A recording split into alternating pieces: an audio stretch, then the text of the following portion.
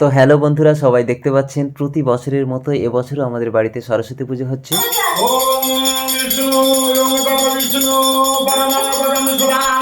আমাদের comedy express চ্যানেলের প্রায় সকলেই এখানে উপস্থিত আছে। আজ আমরা সকলে মায়ের পুজোয় ব্রত হয়েছি। মায়ের কাছে শুধু এটুকুই চাইবো যেন সারা জীবন আপনাদের হাসি আনন্দে রাখতে পারি।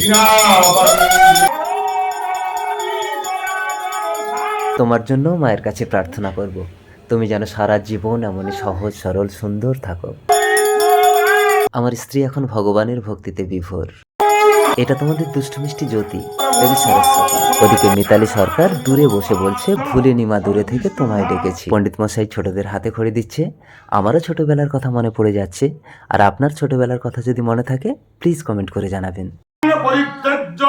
আসুন সবাই মিলে মায়ের পুষ্পাঞ্জলি দিই।